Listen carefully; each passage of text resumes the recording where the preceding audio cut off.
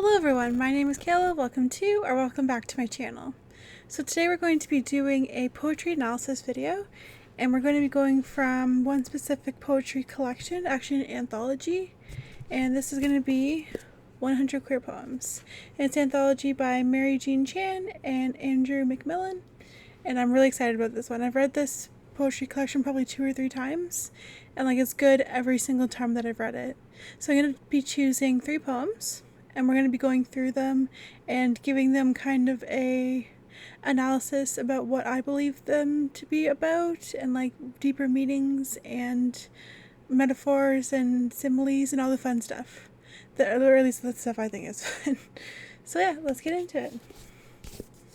I'm gonna take off the dust jacket because I feel like it gets in the way.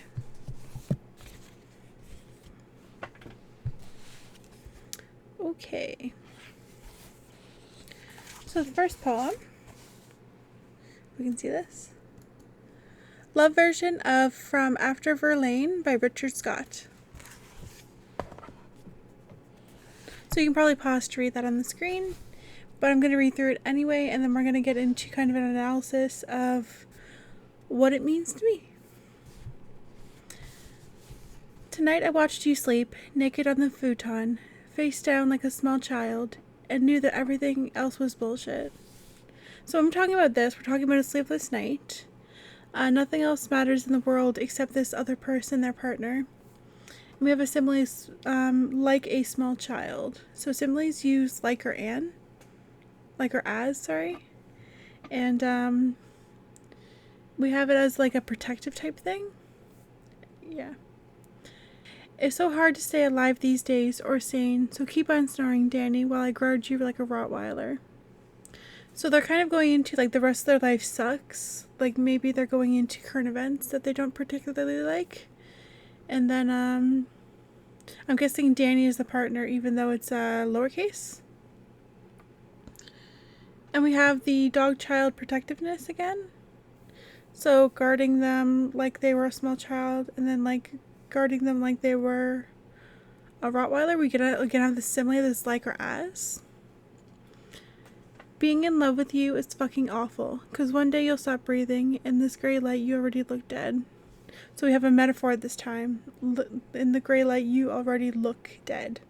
So this is going from just realistic to more around metaphors. We're also looking at love is awful because it doesn't last, just because life doesn't last. And I think they're saying that they have an enduring love for this person, except they're already afraid that when they die that love isn't going to be there anymore. But then you smile, then fuck. What are you dreaming about, baby? Wake up. Tell me if the word soul means anything. So we have an alive, breathing person. And again, we have this childlike metaphor using the word baby. And then they want reassurance and the soulmates coming together. And then overall what I would say about this poem is they're having a sleepless night watching over the partner with love and protectiveness, scared to lose the partner to death. Life has no meaning beyond love, and partner dreams while you contemplate love and life. I think this is a really beautiful poem because it goes into a lot of the worries that we have around love, and a lot of the worries that we have around life and what happens after life. And it's just, it really goes into it, I guess. So yeah, that is Love version of From Verlaine by Richard Scott. I'll probably put it right here just to give a better idea of what it actually is. And then moving on, we have The Whistler by Mary Oliver. You can pause for a second to read it if you would like, but we're going to go through it anyway. All of a sudden she began to whistle. By all of a sudden, I mean that for more than 30 years she had not whistled. It was thrilling. At first I wondered, who was in this house, what stranger? I was upstairs reading, and she was downstairs. As from the throat of a wild and cheerful bird, not caught but visiting, the sound warbled and slid and doubled back and larked and soared. So, we have this surprising and unexpected but kind of beautiful idea that this person is doing something that you didn't expect. Someone that you've been with for a long time is doing something that is surprising, but in a good way. And I think that's kind of beautiful. And even saying that it was thrilling for them to hear this. And then we have this metaphor of whistling like a bird in a more pleasing tone. And also this idea that the sound was soaring and going through the air. Then moving on. Finally I said, "Is that you? Is that you whistling?" "Yes," she said. "I used to whistle a long time ago. Now I see I can still whistle." And cadence after cadence she strolled through the house whistling. I know her so well, I thought. Elbow and ankle, mood and desire, anguish and frolic, anger too. And then devotions. And for all that, do we even begin to know each other? Who is this that I've been living with for 30 years? This clear, dark, lovely whistler. So we have this idea of this body that you know very well, this marriage, this emotional stuff that comes with being with somebody. And we have this idea that you can be surprised by somebody that you love, even like I was saying, like somebody that you love in a good way. And I think that's really, really beautiful. And it goes into the idea, do you even know each other all that well, even after 30 years? The things you continue to learn and realize about each other. So this can be in a good or bad way, obviously, but in this poem, it's definitely in a good way. This idea that this relationship is progressing, but in a good way. So yeah, that's a really good poem as well. I'll put the name right here. And then this one. So this one, I wanted to put a little trigger warning because it is about IVF. So if this is something that bothers you, maybe skip over this one. But I'm going to go into it, and it's called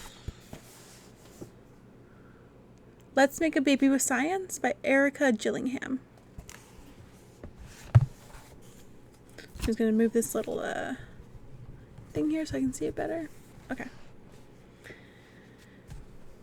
We can't fuck our way to a family, so let's do the furthest thing possible from the intimacy of our bedroom. So this idea that we can't make a baby, so let's try the least sexy way possible, going into this idea of we don't really have intimacy with having a family, and it's very separate. Let's invite a dozen medical professionals to ask us evasive questions with varying degrees of empathy and bedside manner. So we have this idea of medical gaslighting, good and bad experiences with what medical professionals are supposed to do versus what they actually do. So obviously we have some very good ones, but obviously we have some very bad ones as well. And we want this enough to give up privacy and self-autonomy. So this is something that they're very desperate for, and the fact that you have to give up some of yourself to do it is a little devastating, but you're willing to do it. Let's test my veins, my blood, my uterus, my textbook ovaries, until we lose track of our week-on appointments. Their body as a textbook and device for creation. So this idea that they're just a textbook case. Let's find ourselves speechless after each shot, not knowing how to respond to each other. Syringes empty, sharp box lying at our feet. So the shots and hormones and all the work we must do to get to where we want to get to. Let's turn down invitations to all-night discos, weekend benders, and sweaty basement raves because we've got at-home stimulants to do. So this idea that you have to turn down fun, you have to turn down all the things that your life had before because this is your life now. Let's call the process a cycle, as if it's natural, then spend every 2 weeks worrying about having enough piss in my bladder for the pregnancy test. So this is going from the idea that there's a natural rhythm to your body, and that you have to kind of get rid of that rhythm, or you have to go against that rhythm to have this baby.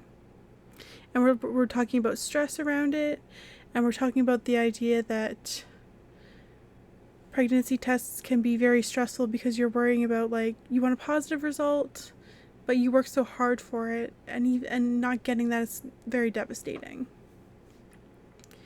And when it doesn't work, think it should work. We don't know why. We may never know why. And then we'll do it all over again. Why won't it work? For us, we deserve it. And then doing it again. And then the last part of the poem goes, and again, and again, and again. So this idea that they're coming together to try to do something that is so, like, against their body's natural rhythm, that they're trying to do something that feels like so against what their body wants them to do.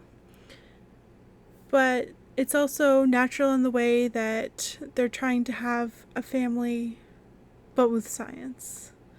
And I think this poem is a little hard to read, just because it's beautiful in a way that talks about wanting to have this family, but then going into all the ideas that you can't do it on your own. And you have to have so much help to do it, but this help is not natural in the way that you wanted it to be. So yeah, that one's a little heavy. Okay, so like this poetry collection is absolutely incredible. I would definitely recommend it. I'm just going to put out the dust jacket. So it's 100 queer poems. And I got this at Chapters in Canada. I believe it's Barnes & Noble in the States. And then obviously there's different bookstores all over the world that I'm sure you can get it from. And even in here it talks about presenting electrifying selection of writing from the 20th century to the present day, encompassing both the flowering of queer poetry over the past few decades and the poets who came before and broke new ground. So, like, excellent. It has poems from, like, obviously from the 20th to the 21st century, and some of them are a little older and a little harder to get through. Not harder in the sense that it's hard topics, but in the sense that it's language that isn't the same that we use today, I guess. It's not as accessible, is the word that I use a lot with poetry. So yeah, excellent collection. And yeah, so let me know down below, what kind of poetry collections do you read? Is this something that you would read and look into more? I think it's an absolutely amazing place to start with poetry, because anthologies just have so many ideas and a lot of authors in them, and you can find these authors in different places with their poetry, like just their poetry collections too. So I think that's really, like, incredible. Okay. So I think that's everything. Also, let me know down below if you would like me to do any more poetry analysis. I can do them like themes or maybe just authors. We'll see. I'll try to figure something out with it. Anyway, thank you very much for watching. Bye.